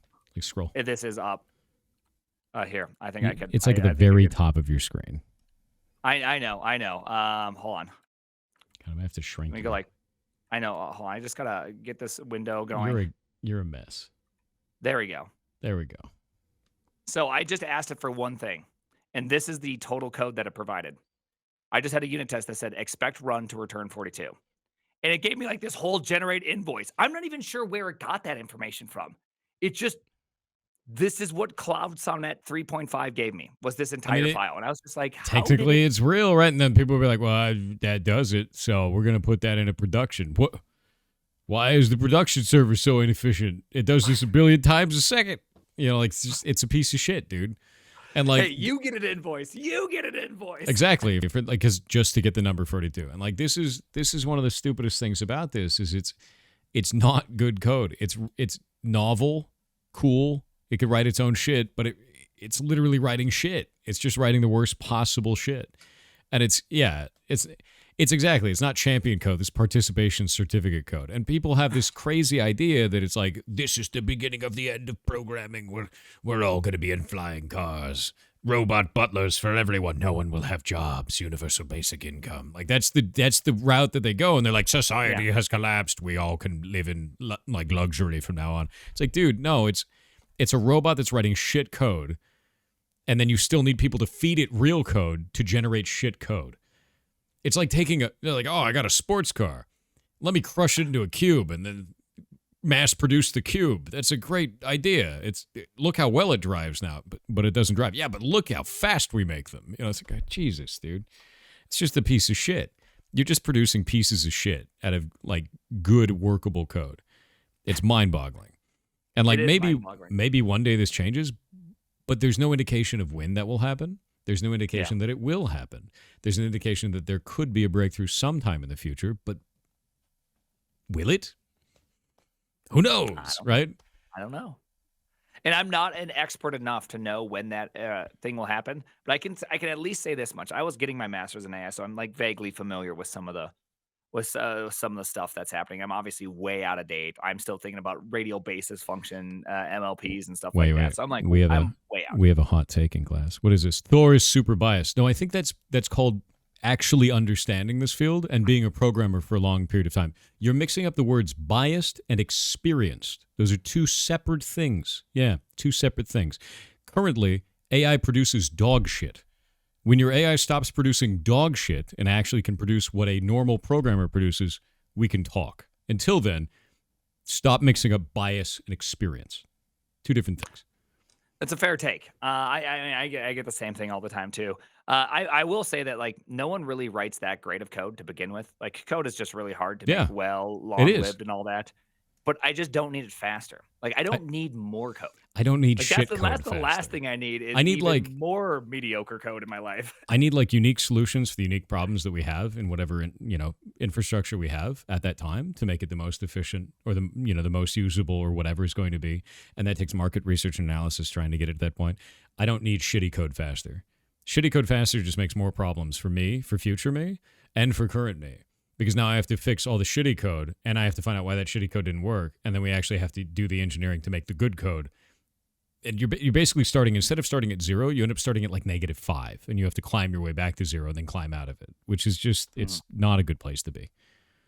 I think you and I both have said this exact thing, but someone just said it in chat. I've been coding for like 4 years now, still regularly look at my code from a year ago and thinking it's so bad. Yeah. Just remember that. If you think LLMs produce good code, leave it in your project. Come back a year, right? Come back in a year and go, huh. Like if you're not going, huh, to your code and not how you thought about problems, that means you actually have not changed in that year. That happens for any creative you profession. Should just naturally change. Yeah. Yeah, that happens with any creative profession. One of the things I tell people all the time is they constantly are judging themselves and treating themselves like shit over like creative endeavors. They're like, I'm not a good artist, I'm not a good programmer, I'm not a good writer or any of this kind of shit. And I was like, stop treating yourself badly. Sit down and look at the things that you're making. Give yourself the opportunity to make things for the next 3 months, right? Just take 3 months, put the little imposter syndrome demon to the side for a moment and be like, shut up. I'm going to take 3 months. And if I'm shit at the end of that 3 months, and you're right, I get it, maybe we'll move on and do something else. But give me the 3 months, we'll see what happens. And then at the end of the 3 months, take your old shit and your new shit and put them side by side. You'll find you improve. If you actually spent the time on doing those things, you will find immediately that you have improvement, and now you have documented evidence that makes that little imposter syndrome demon just disappear. It just turns into a fart and goes away, right? So like that kind of stuff is super important. And if we're outsourcing all of this to AI and trying to do this, you're not going to see any improvement, because that improvement is going to be based on those AI generations. And those AI generations aren't improving because they're absorbing its own code back into itself. If you are just shitting where you eat, you are not going to improve. It is only improving off of more samples from better programmers than it currently. It is not able to create unique and new code. It is able to regurgitate other people's code in random situations that may fit the solution that you're looking for, but likely won't. Oh man. Oh man, I have so many. Dude, I just had, so one thing on imposter syndrome, I just want to throw out there. I think one of the most fundamental problems of imposter syndrome is that it's a problem of focus. When you're thinking about the problem you're solving, it's really hard to think about yourself. It's really hard to think about other people because you're just like, I want to solve this. Like that's where all of your focus, time, and energy is. But when you're focusing on the distance between you and somebody else, you'll never feel good. Like if I stand Oh, next to yeah. John Carmack, I'm never going to feel like a great programmer. I'm Yeah. gonna sit next to him and be like, that guy's like a genius and I'm a dummy. Right. Like I'll never feel good. And I think what was it? Who said this? Theodore Roosevelt. Comparison is the thief of joy.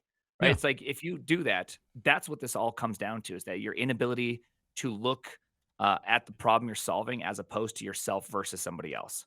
And that's really like the fundamental thing. And if you can just stop doing that, I learned to do that a long time ago after math class. But if you could just avoid that, I feel like imposter syndrome just kind of goes away because you're just like, I can build this problem. I've built a problem before. If you've learned recursion, you can solve a problem. You can learn it eventually. Yeah, you can. You absolutely can. And I think it's always going to come down to that. Do you want to invest time into this right now in its current form that leads to absolutely nowhere as of now, and worry that being a programmer is going to be negative in your future and not actually lead you to any possible revelations or possible improvements in your job or possible improvements in your life? Or you want to go learn some cool shit and not have to worry about any of that? Because really it just comes down to that, right? Like this isn't like the turn of the century when they were replacing people with a printing press. This is not the same in the slightest. This is not like other automation routes where suddenly all these different things became outmoded. It is producing significantly lower quality work. When we look at automation in the past, such as automation of the creation of cars, from going from hand-built cars to building machine-built cars, that was an improvement over process and an improvement in efficiency and improvement in precision. This is not that. This is a reduction in precision, reduction in quality. Yeah.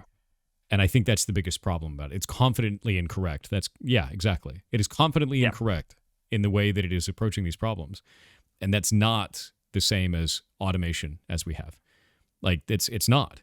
So this isn't a scenario like many people were like, oh, the printing press replaced all these people, trains replaced all these people, cars replaced all these people. This is not the same scenario. If it was doing a process improvement, it was improving efficiency, it was releasing code that actually made sense, if it was doing any of these types of things, then I would agree. But it's not, and it never has. So until that happens, none of this shit matters, legitimately. And you should still continue learning things and joining the tech industry.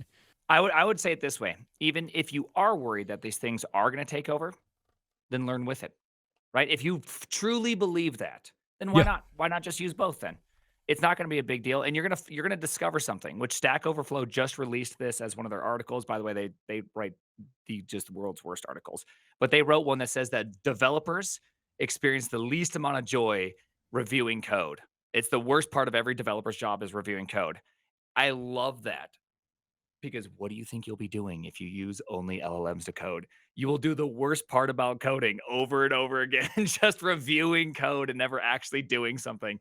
And so it's just like, if you're worried about it, then learn how they work and take advantage, because as they inevitably, as you believe, will improve, then you can inevitably get better with them.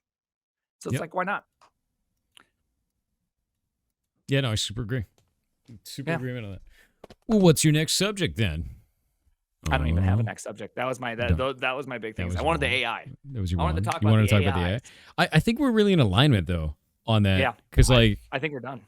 I think the real damage for AI, man, it has nothing to do with AI. I think it has to do with public perception.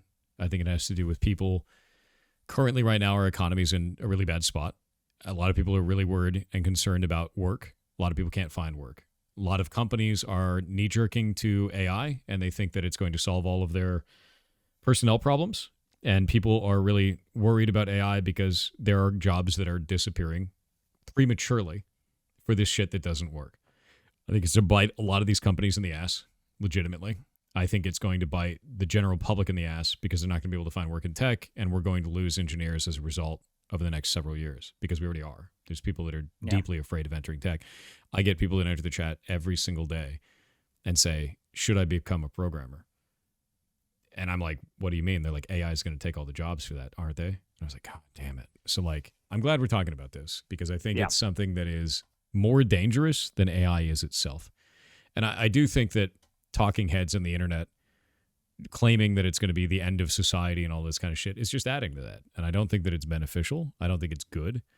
And I think it's a wrong take on this. I think that it's really, really dangerous for people. Yeah. So we were laying off 7% as a result, as an example. Yeah. And the thing that's really interesting to me is I know there are some companies that are laying off for this kind of stuff. I know there are because we've seen it over and over again. But if we look at the total number of layoffs year over year, it hasn't changed. We can look at like 2022, tech industry had 165,000 employees laid off. 2023 had 264,000. So this is going up from that. 2024 is already at 135,000. So like we had 1 year where it went up and we're back down to pre-2023 rates, right? And you can see this at layoffs.fyi. Awesome website. So if you're ever wondering like, is this increasing? AI is a new excuse. It is. And it's not a good excuse. It's a bad one. So if you look at this, you can actually see every company in tech that has actually fired like people in a layoff because all of them are publicly disclosed. Every single one of these is. Layoffs.fyi is amazing. So you go to 2022 and you can see it's 165,000. And then you had a massive increase in 2023, 264,000. Like, oh shit, let's tighten the belt. Get all this stuff out of the way because the economy was having problems. And then you look at 2024 and it's back down to 135,000. We're almost at the end of the year. So like, this isn't increasing year over year. It had a spike in 2023 and it's back down to pre-2023 levels. And that's it. So like, it's not going in the direction of ending all jobs. It doesn't make a huge amount of sense to freak out about this. You said 5 months left? No, this ends at the end of the year. Not the fiscal year, the year. December. We got 3 months until December, bud. Yeah. The year's almost there. Not that many. I mean, technically it's 4 because you got all of September, then October. Which, by the way, just fun fact, we're going to do a quick ADHD tour. September does, in fact, mean 7. October means 8. November means 9. December means 10. And yet they are 9, 10, 11, and 12 for the months. Do you know why? Yeah. Why? A couple emperors decided they would like a couple months named after themselves. Oh. Julius. That's maybe one of them. That's fantastic. Yep, old July decided to be like, you know what? We need a month after Julius. And then, of course, Augustus. You know what's funny? Do you want to know where the massive number of layoffs actually were? Where? Healthcare, consumer goods, and retail. Those are the 3 big industries. Which makes sense because most retail, impacted. Retail is largely, it's been on like a downward slope for quite some time. Do you want to know why one of the retail ones is going through? Automated checkout. It's not AI. It's simple automation. Automated checkout's that's a great replacement. You take one person sitting at a check stand and you replace it with one person sitting at 6 of them. Automated checkout. Yeah. But you know what they're finding out with automated checkout now? Shitloads of theft. Shitloads of theft. Yeah. Shocking. Theft is actually a problem when it's actually wild. Hey, you be honest right now, Walmart shopper. It's just like, well, you got thousands of people flying through every hour. Ain't no way that's happening. Do you want to know the biggest example of this? Costco shut them down. Costco actually did a ton of self-checkout, and they had a huge amount of fraud, huge amount of theft, and they shut down all the they're shutting down systematically all their self-checkouts. So a bunch of store locations are like, nope, we're getting rid of these. Costco's also a pretty great company. I am a big fan of Costco. Yeah, they're getting rid of it. We're getting rid of this. I've heard that. I've been seeing articles where people are actually getting rid of this for that exact reason, that just theft was through the roof. Yep. Or I assumed. I only read the article headers at that point. But yeah, I assumed it was just theft. Not shocking. Yeah, no, it's a bunch of theft. So I think a good last little topic is talk about a little bit of what you're building, and I'll talk a little bit about what I'm building. What kind of things are going on in the old Heartbound world?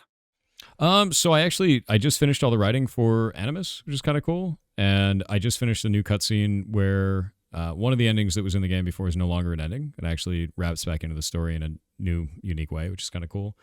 But yeah, Animus is basically text-wise done, which is the hardest part for me. Like, I'm not the greatest writer in the world, and that is a difficult thing. It's why I took on the game as a challenge, right? To be able to do that kind of shit and like kind of flex that, which is nice.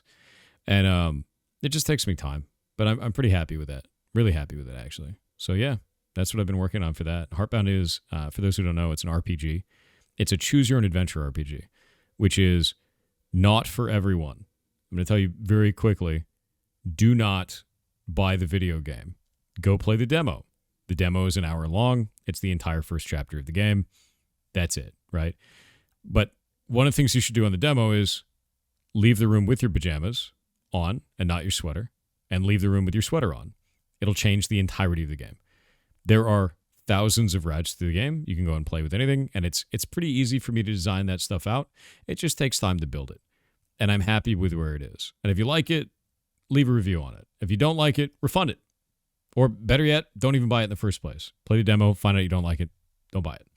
Because like it's important to me that you understand it's an early access title. It's experimental.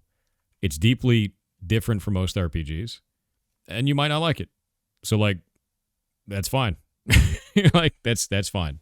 Not a big deal. But why do you have to buy the demo? The demo is free. God damn. Why? What are you working on? So I've never hand rolled auto scaling in my life. Mm-hmm. So I'm going to try to hand roll auto scaling for servers. I'm going to be doing a Vim arcade. That's the idea, is that I'm going to bring in like tower defenses and various things into NeoVim, the editor.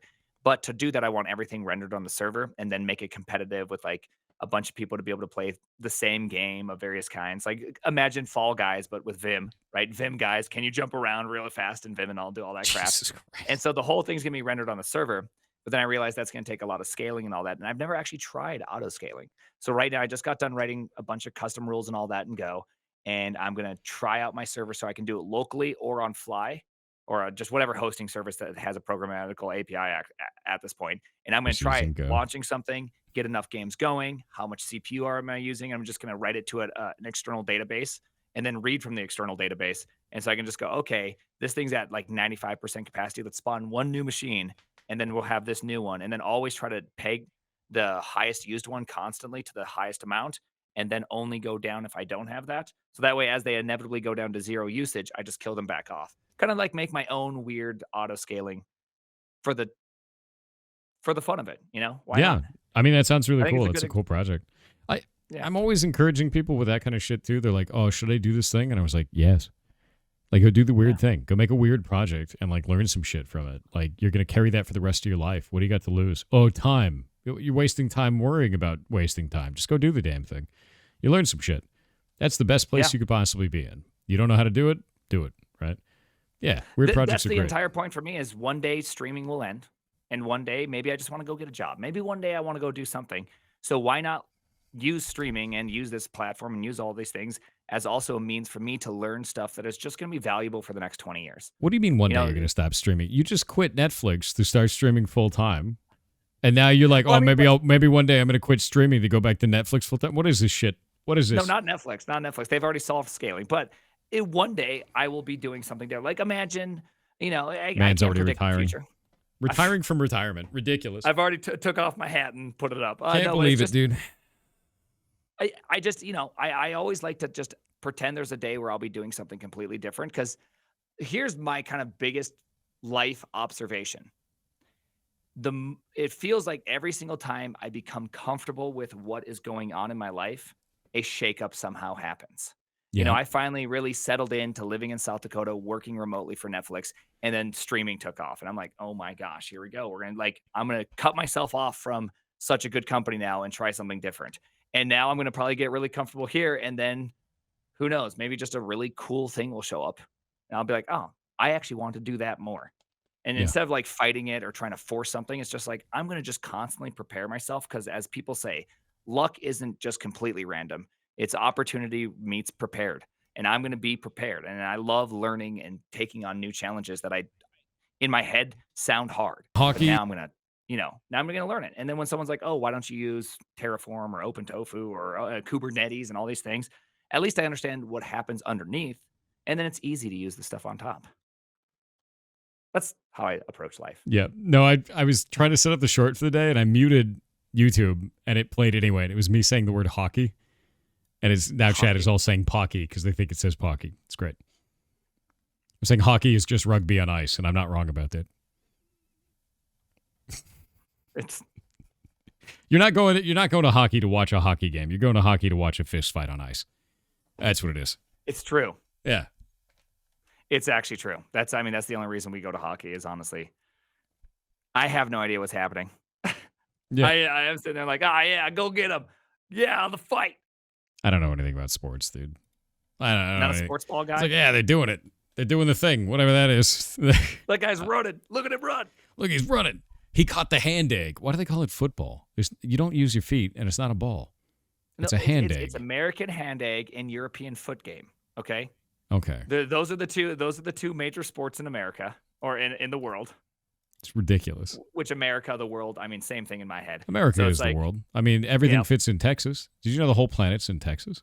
It's all Texas. The entire thing. Yeah. I don't know if you know this, but Germany was discovered in Montana. That makes sense. Yeah, I can agree with that. I can see that being true. I believe. All you have to know is that you believe, chat. It's true. Yeah. That's why they call it North America and South America. America, chat. America. Yeah. Yeah. It's just recursion. Yeah, it's true. Well, I think that's it from me. Is it from you? Yeah, that's it for me. Cool. Maybe I'll put a logo on the screen next time or some shit. And our names. Pardon me. And maybe like a thing that says like what we're talking about, maybe. Yeah, we should probably also maybe do like a pre-roll to be like, hey, guess maybe what? you won't be so AI, small next Space time. Marines. You know? Okay. I think we've already talked about this. I'm extra medium, and I would like you to respect it. I think you're about economically viable. I'm gonna give you a mid plus medium. Yeah, Final solid outcome. extra medium right there. Yes. Mid plus. Solid like mid plus is what I'm gonna do. How's it doing down there, bud? What's going on? I don't know. You're making me small again, aren't you? You doing good down there? What's it like? Statistically average, a little bit above. How's the air down there? Is it good? Warm. That's not good. You're like at armpit height for everyone, right? What? Dude, Thor, you're gonna confuse so many people because when we go to TwitchCon, they'll discover that I'm 6 foot. observably not shorter than you. No, you are shorter than me. You could see that I'm like all slouching, dude. I don't give a shit. Yeah, I know. So also, Luke is taller than both of us. Luke is tall, and Theo is a giant. Yeah, Theo is actually giant. He's real giant. Do you know Beastco? Does Beastco ever make it over? How tall is Theo? Is he like 6'6"? He's 6'4". Beastco's 6'8". Jesus. Meeting these people is like you're meeting like 1.5 humans. You're just like, dude, why? Like you have. What is this, Space Marine? What are you doing? You're meeting a Space Marine. Someone who's 6'8" is ridiculous. Right? Also, I promised chat that I wouldn't tell them why you were called Caboose. And they keep complaining at me about it, and I've never broken the promise to you. I know, and they keep complaining to me about it. Yeah, Caboose, why don't you talk about DEF CON, Caboose? I mean, you have the opportunity to tell them. You know, they're here. I appreciate the platform. No, I think it's very, very good. And I'll just say it one last time, Thor. It's not what I did. It's 100% what you did. No, it's 100% what you did. It is do. Absolutely what you did. It's what I didn't do. And it has nothing to do with the butt, no matter what you guys think. Nothing to do with butt. Nothing to do with butts. Nothing to do with butts. Nothing to do with trains. Nothing to do with RVB. It has to do with something he did. What's RVB? Red vs. Blue. Caboose. Oh, yes. None of that. Well, hey, it could have something to do with RVB, okay? I always called it Red vs. Blue. I never called it RVB. Nothing to do with that. It has to do with something you did. You know what you did. I know what I didn't do. You should finish the write-up. I didn't do. You should finish the write-up video. You should do it. I wasn't planning on doing it. Like I really only did want to cover things that I understood. Like things that because there's a lot of it that I just don't even get, like the music thing. I have no clue what you guys did. We'll talk to the rest of the team, you dumbass. Gonna make a video on it. Go all the way. Come on. Well, I just wanted to talk about my experience, you know? Oh, come on. Do the write-up. You've already done that. Your write-up was really good, and you should do the rest of the write-up. You should talk to the rest of the team. And DEF CON Part 2. Oh, man. I don't know. That thing took so... Do you know, those things are so hard to do well. They are. Making a technical video or technical anything that actually has a story to it is... I mean, that's why Michael Reeves is just like the most amazing person on earth, is because he can make technical fun. And that's hard. He's really great, and he sent me a Roomba that is not great. So I'm repairing it. I haven't had a chance to sit down and do it. I can do it. It's not that bad, but it's hilarious is what it is. Is Lucas LTT Luke? Yeah, Luke. Luke, not Lucas. Luke. Yeah. Yeah, dude, that was fun though. We actually had quite the packed room. I still think my favorite part. I don't know if has anyone asked you about Red Bull and sleeping. Oh yeah, no, I had a Red Bull when I was at DEF CON. I was like, I wonder what this is going to do to me, because I don't drink Red Bulls. I don't drink energy drinks. It's like we didn't know what it was going to do to me. It was like, let's try it, and then I drank it. And I passed out. It's like, well, from my perspective, what happened? Because you're like, I'm going to do it. I'm getting a Red Bull. And I'm like, maybe you don't need one. You stay up all the time. You're like, I got this. Here we go. You drank it, and I watched you, and you're just typing, drinking. All of a sudden, you're like. You start like bobbleheading a bunch. I'm like, out, dude, this guy's turning into a 6-month-old. Here comes. Just like, yeah, I had no idea what the hell was going on. Went out, laptops just open. Your hands are still on the keyboard, but you're just out for like 30 straight minutes. All I know is like I was sitting there, and I was like, and then I was getting up. I was like, huh? And then I was like, oh yeah, back to the labyrinth. I just got back on my computer. And then you just, I was just like, what is this? It was an off switch and on switch. You're just like, it turned me power off down. Instantly. Yeah, you just powered me off. Back in, so I'm like, back in the labyrinth. Red Bull bad for me. We've learned this. It was funny though. Same thing happened with an espresso a long time ago. Same exact thing. It was a mess. It was very funny to watch it. Just to watch the whole thing go down from the outside, because I'm just sitting on the outside going, man, I think he's crashing. I think we're crashing. I think I'm IRL crashing, dude. Speaking of crashing, I've actually been up since 9 a.m. yesterday. Wow. Yeah. I was going to ask you if you wanted to do some Space Marines, but I feel like you probably don't. Well, maybe tomorrow. So I got up yesterday because I was like, it's Thursday. This is my day to do meetings and work on things and do stuff for Off-Brand more. And I got up at 9 a.m. yesterday, and I was like, well, I'm done with my work for the day, and I kind of want to play a Space Marine. So I did. And then I was like, the queues for this are a little bit longer than normal. I'm going to turn on World of Warcraft on my other monitor, and I'm going to sit there and farm rare spawns. And I'm just going to sit my character next to a rare spawn, and every time that happens, I'm going to kill the rare spawn really quick and then shift back to Space Marine. So I just sat there and I did that, and then I looked at the clock and I was like, it's 11:30 p.m. Stream starts in 30 minutes. Shit. Double gaming. I was dual gaming. I was multi-track drifting is the problem, and then and then the time got away from me, and then I streamed for now 11 hours on top of that. So I've been up for over 24 hours. It's pretty good. Yeah. Degen gamer impressive. moment, 100%. Yeah, it's not great. It happens to the best of us. It's not great. The best part was the third monitor was YouTube videos. So I had as many sources of media running at the same time for maximum just implosion. It's great. Have a Red Bull, it's knocked me out, dude. Just have a nice relaxing evening. Maybe go hit a Red Bull really quickly and just have a nice sleep. You know what I mean? Yeah.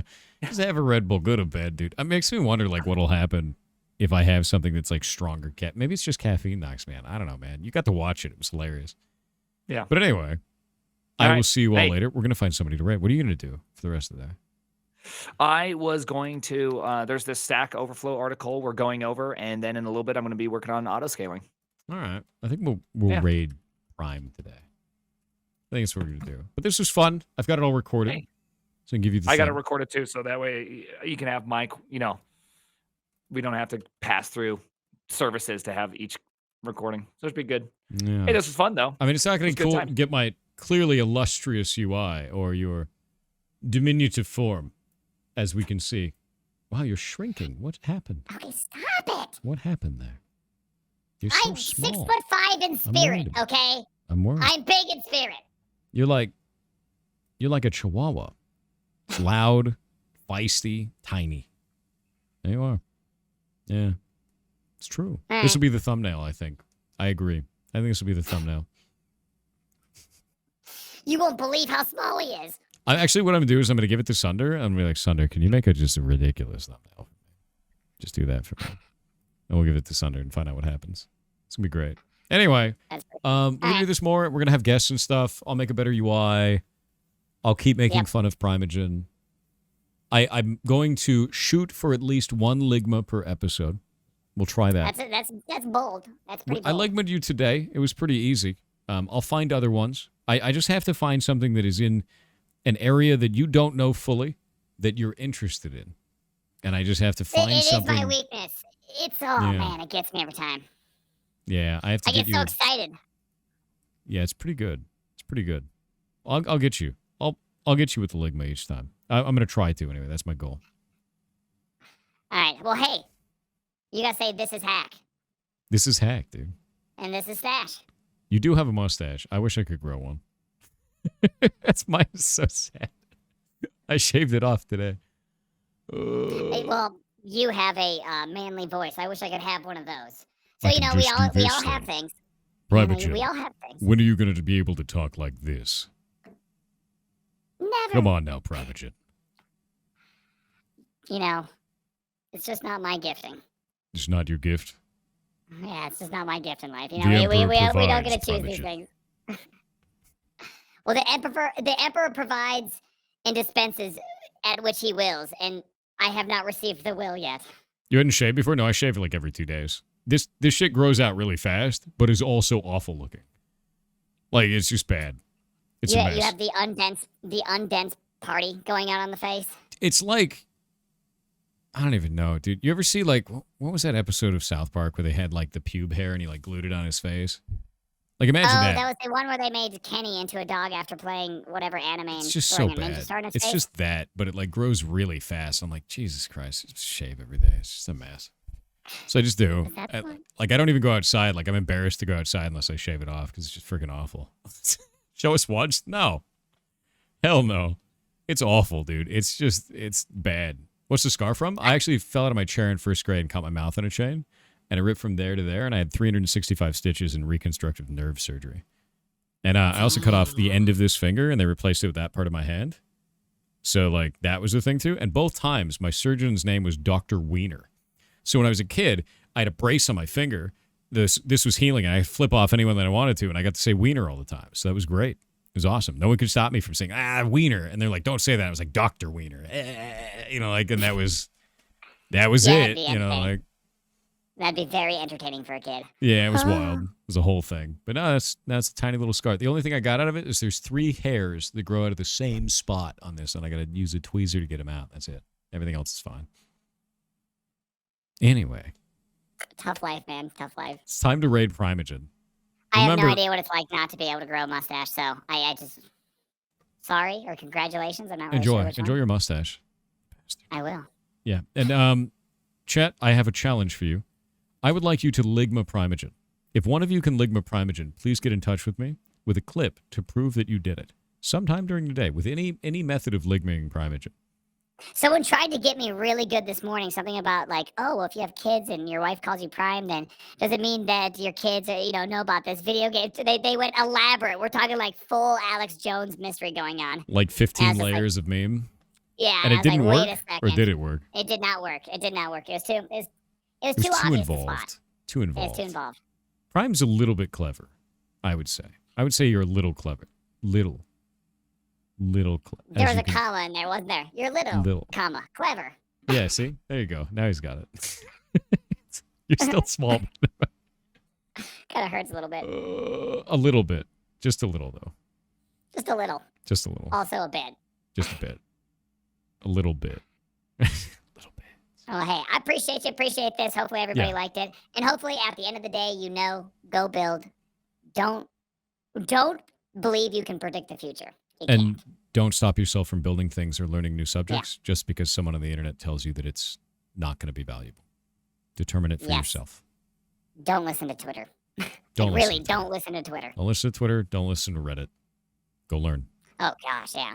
I never even think about Oh, don't God, the listen raid's to Reddit going because I through. just don't. Bye. I'm ascending. Hey, take care. Oh, YouTube, there's your link. Goodbye, everybody. And Prime is good if you want diabetes. If you want to speed run any percentage diabetes, it's a good hack. I'm eating jerky for the Emperor, brother. I could fit 2 whole eggs in my mouth.